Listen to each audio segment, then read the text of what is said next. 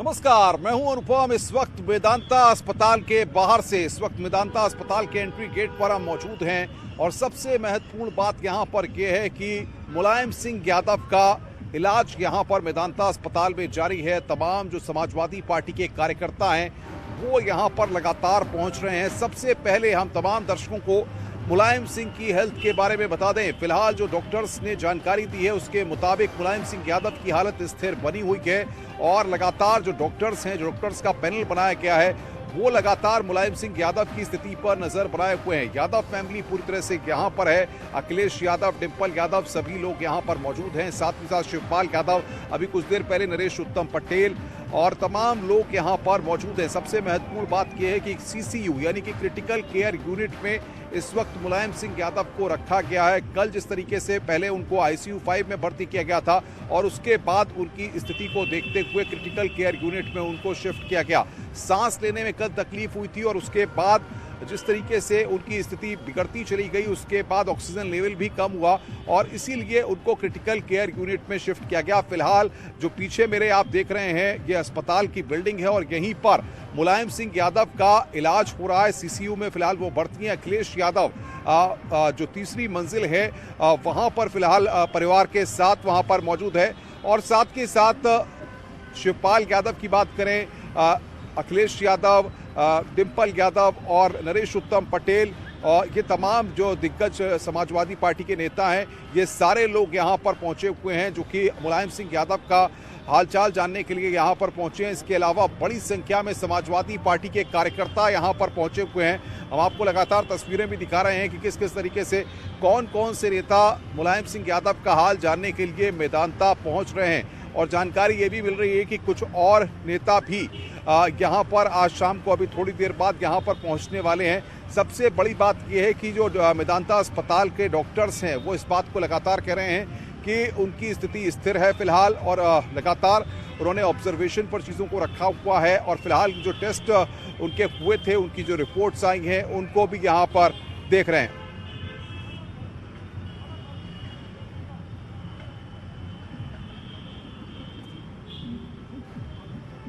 और इधर मुलायम सिंह यादव के लिए उत्तर प्रदेश में दुआओं का दौर से लगातार जारी है। आपको बता दें कि चाहे इटावा की बात करें, मैनपुरी की बात करें, गोरखपुर की बात करें, अलग अलग जगहों पर कहीं पर हनुमान जी की पूजा अर्चना हो रही है। मुलायम सिंह के जल्द स्वस्थ होने के लिए कहीं पर हवन किया जा रहा है।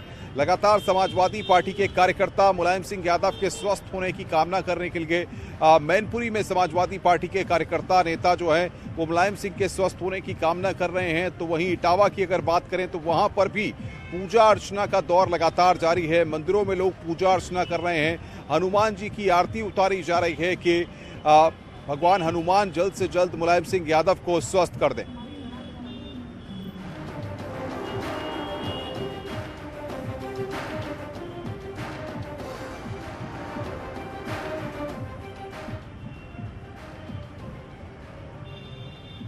मुलायम सिंह यादव को धरती पुत्र कहा जाता है और सियासत में एक सधे हुए राजनीति के साथ राजनीति के मंचे खिलाड़ी मुलायम सिंह यादव हैं, लेकिन अपने अब तक की जिस तरीके की सियासत उनकी रही है उसमें कई ऐसे जुड़ाव हैं उनके, जिसके साथ भी मिलते हैं, जिससे भी बातचीत करते हैं, वो कहीं ना कहीं अपनी एक छाप उनके दिल में ज़रूर छोड़ते हैं और इसीलिए मुलायम सिंह से जुड़ी बहुत सारी कहानियां हैं। आइए इस रिपोर्ट के जरिए।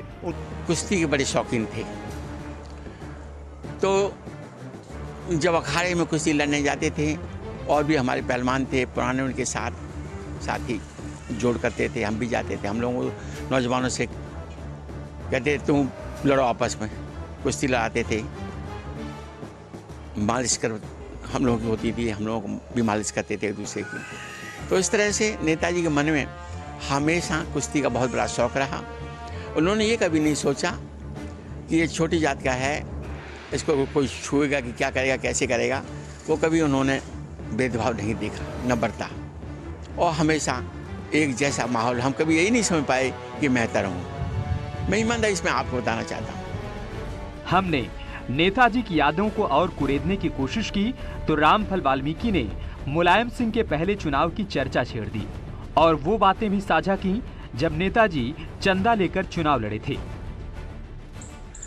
मेरी माँ सरबती, जिसका मैं बेटा हूँ, हाथ जोड़ के खड़ी हुई और बोली, दादा पेन सिंह जी से, दादा हमारी एक ही प्रार्थना है, हम बहनें बेटियां सब लोग भले ही एक टाइम की रोटी खा लें, लेकिन अपना पिसरों तक बेच करके मुलायम को चुनाव लड़ाओ।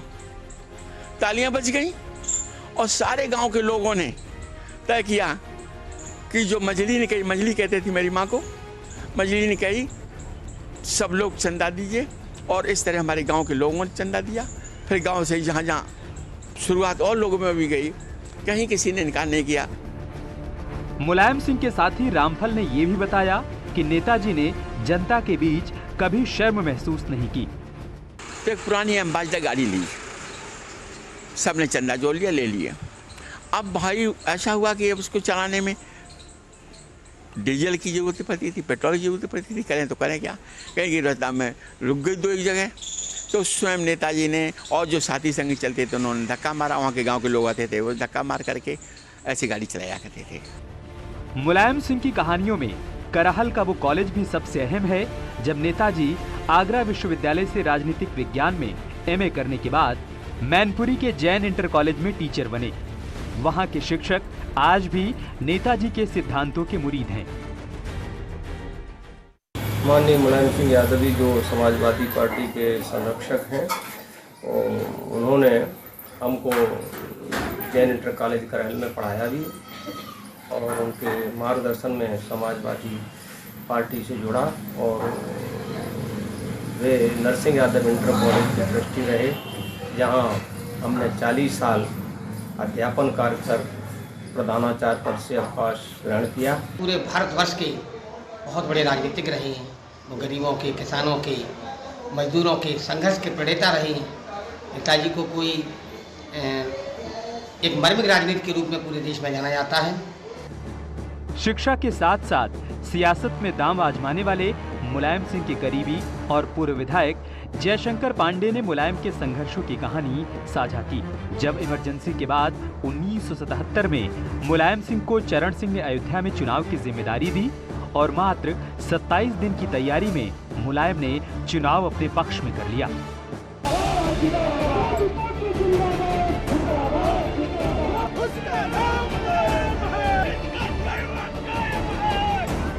जयशंकर जी बताते हैं कि मुलायम चुनाव को लेकर काफी सीरियस रहते थे।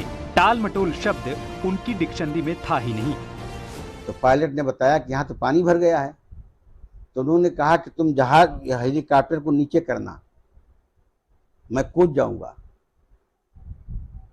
और मैं भाषण दूंगा, और नहीं तो उसका बड़ा नुकसान होगा, और तुम हेलीकॉप्टर से चक्कर लगाते रहना, जब इशारा हो जाएगा तो फिर नीचे कर लेगा, मैं कूद के चढ़ लूंगा।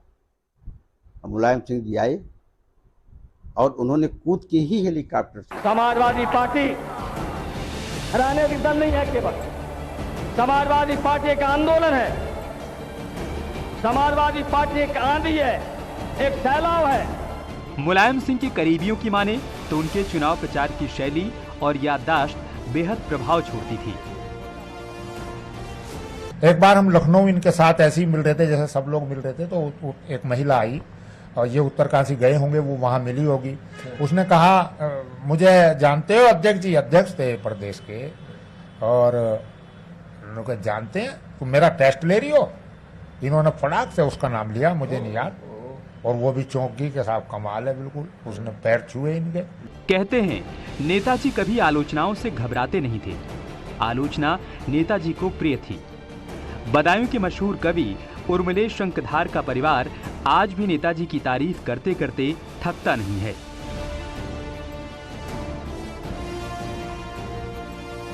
पापा जी उस कवि सम्मेलन में कागपाठ कर रहे थे, तो उन्होंने उनके विरोध में एक कविता पढ़ी थी जो राम मंदिर से संबंधित थी। सब लोगों को लगा कि आज कहीं कुछ कार्रवाई इनके अगेंस्ट ना हो जाए, मुख्यमंत्री के अगेंस्ट कविता पढ़ी है उनके सामने। लेकिन जब मुलायम सिंह जी स्टेज पर अंत में आए अपना अध्यक्षीय भाषण देने, तो उन्होंने अपनी बात भी कही और उसके साथ साथ पापा जी की उस निर्भीकता को बहुत सराहा और मंच से कहा कि मैंने आज पहली बार एक ऐसे कवि को सुना है जिन्होंने सत्ता के विरोध में और सत्ता के सामने कविता पाठ पढ़ी। तो ये बहुत बड़ी बात थी। और मुलायम सिंह को शुरुआत के दिनों से कवर करने वाले वरिष्ठ पत्रकार भी बताते हैं कि नेताजी आम जनता के लिए बेहद संवेदनशील और शासन में बेहद सख्त थे। कि मुलायम सिंह जी एक संवेदनशील लेकिन बहुत सख्त विचारों के पोषक रहे हैं। जहां संवेदनशीलता का अगर उदाहरण देखें तो वो गरीबों के लिए उनके लिए वो उन्होंने हमेशा नियमों को भी ताक पर रख दिया और उसको भी कभी उन्होंने उस पर कंप्रोमाइज़ नहीं किया। समाजवादी पार्टी की स्थापना के वक्त उन दिनों को कवर करने वाले वरिष्ठ पत्रकार ने भी मुलायम सिंह की यादों को साझा किया।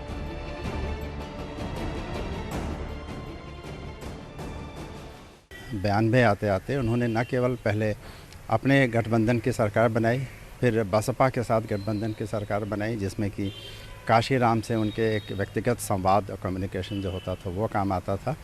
तो हमने देखा कि कैसे अक्रॉस पार्टी लाइंस वर्कर से लेके और शीर्ष नेताओं तक उन्होंने जो एक अपनी पकड़ बनाई थी, वो उनकी सबसे बड़ी खूबी थी, जिसे आज भी लोग याद करते हैं।